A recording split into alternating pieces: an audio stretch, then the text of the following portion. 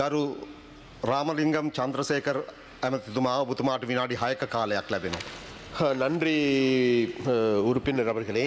விசேடமாக இன்று இந்த உயிர்த்த ஞாயிறு தாக்குதல் சம்பந்தமாக விவாதம் இடம்பெறுகின்றது. இவ்வாறான விவாதம் இடம்பெறுகின்ற பொழுது இதில் ஒரு விடயத்தை முதலாவதாக நான் ஒன்றை சுட்டி காட்ட வேண்டும்.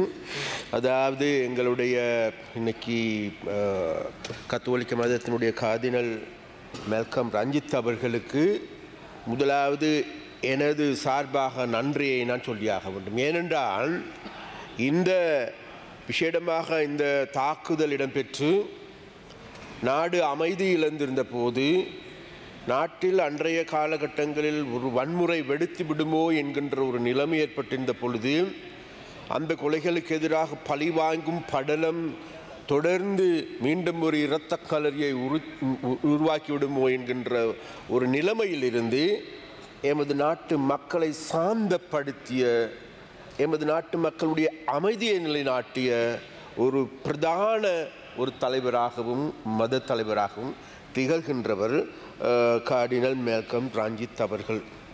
அப்போ அந்த வகையில் முதலாவது அந்த நிலைமையிலிருந்து எங்களை மீட்டெடுத்திருக்கிறார் என்பதை நாங்கள் சொல்லிக்கொண்டு, இரண்டாவதாக எங்களுக்கு எல்லோருக்குமே தெரியும் இந்த ஜூலை மாதம், இது இன்றைக்கு விவாதிக்கப்படுகின்றது ஜூலை மாதம். அப்போ இந்த ஜூலை மாதம் என்பது உண்மையிலேயே இலங்கை சரித்திரத்தில் ஒரு இடம் பிடித்திருக்கின்ற மாதம் என்றால் மிகையாகாது.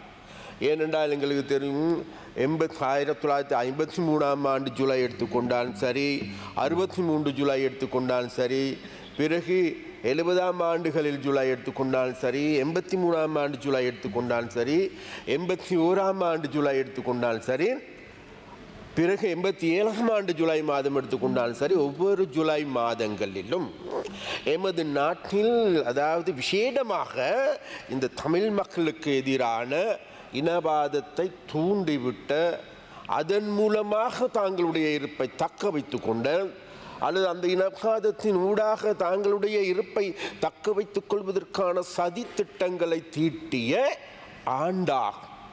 அந்த வகையில் எங்களுக்கு தெரியும் 1981ஆம் ஆண்டு இதே ஒரு ஒன்று காலங்களில் எங்களுடைய யாழ் நூலகம் எரித்து சாம்பலாக்கப்பட்டதிலிருந்து பிறகு 83ஆம் ஆண்டு ஜூலை இனக்கலவரத்தின் மூலமாக எமது நாட்டுக்கு ஒரு கரும் புள்ளியை ஏற்படுத்திய சம்பவம் என்றால் வேறு எதுவுமல்ல அந்த 83ஆம் ஆண்டு ஜூலை ஆகும்.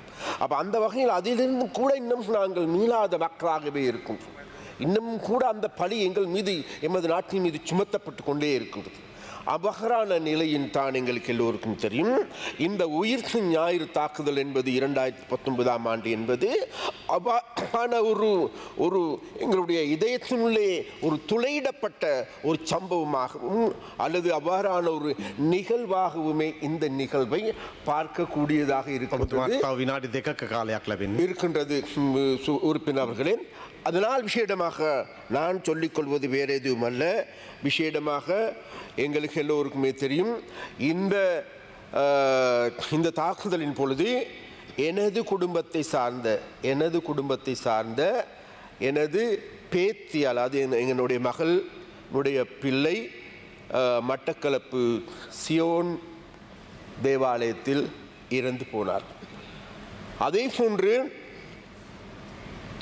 கொச்சிக்கடையில் எனது உறவினர் குடும்பமே, அவரது பிள்ளை ஒரே ஒரு மகன் மாத்திரம்தான் இன்னைக்கு அவர் லண்டனில் இருக்கின்றார், குடும்பமே இறந்து விட்டார்.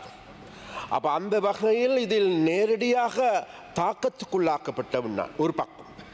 மறுபுறத்தில் நான் அந்த நேரத்தில் அந்த வேளையில் யாழ்ப்பாணத்தில் இருக்கின்ற பொழுது யாழ்ப்பாணத்தில் வாழ்ந்த முஸ்லிம்கள் எவ்வாறான நிலைமை எதிர்கொண்டார்கள் என்பது எனக்கு நன்றாக தெரியும்.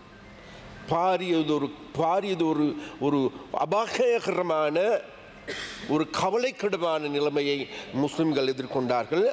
அந்த வேளையில் அந்த முஸ்லிம் மக்களை என்னால் இயன்ற வரைக்கும் பாதுகாப்பதற்கான நடவடிக்கை எடுத்ததற்கு எனக்கு ஒரு சந்தோஷமாகவும் இருக்கின்றது என்பதையும் கூறிக்கொண்டு, உங்களுக்கு எல்லோருக்குமே தெரியும் இந்த நாடு என்பது இன்றைக்கு அதாவது கடந்த 76 வருடங்களாக இனவாதத்தால் இரத்தம் நனைந்து ஓடுகின்ற நாடு.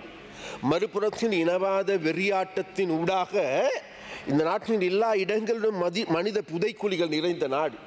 இன்றைக்கு 200 வருடங்களுக்கு முன்பு இந்தியாவிலிருந்து எங்களுடைய பரம்பரை இலங்கைக்கு வருகின்ற பொழுது அன்று தலைமன்னாரில் இறக்கிவிட்டு சென்றவர்கள் நாடு முழுவதும் நடை பாதையாக மத்திய மலைநாட்டுக்கு வருகின்ற வழியில் நூற்றுக்கணக்கானோர் பசியாலும் நோயாலும் நொடியாலும் செத்து மடிந்தார்கள் என்று கூறப்படுகிறபடியானால் உடல்களை தோண்டி எடுப்போமாக இருந்தால் இன்னைக்கு நாடு முழுவதும் இந்த நாட்டுக்கு அந்நிய செலவாணி ஏற்றி கொடுக்கின்ற தோட்ட தொழிலாளர்களுடைய எங்களுடைய உடல்கள் சிதைக்கப்பட்டிருக்கின்றது என்பதையும் கூறிக்கொள்வதோடு பிறகு எங்களுக்கு எல்லோருக்குமே தெரியும் 1971 ஆண்டும் சரி 89 ஆண்டும் சரி 815 ஆண்டு வெள்ளச போராட்டத்தை எடுத்துக்கொண்டாலும் சரி பிறகு 30 வருடங்களுக்கு மேலாக எங்களுடைய யுத்தம் எடுத்துக்கொள்ளும் இந்த யுத்தத்தின் மூலமாக முழு நாட்டு முழுவதுமே இவ்வாறான எலும்பு கூடுகள் நிறைந்த நாடாக இருக்கின்றது.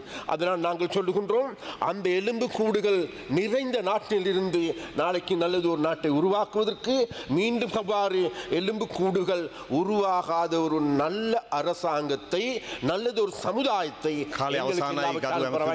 எங்களுடைய பிள்ளைகளுக்காக பெற்றுக் கொடுப்போம் என்று கேட்டுக்கொண்டு விடைபெறுகின்றேன். நன்றி, வணக்கம்.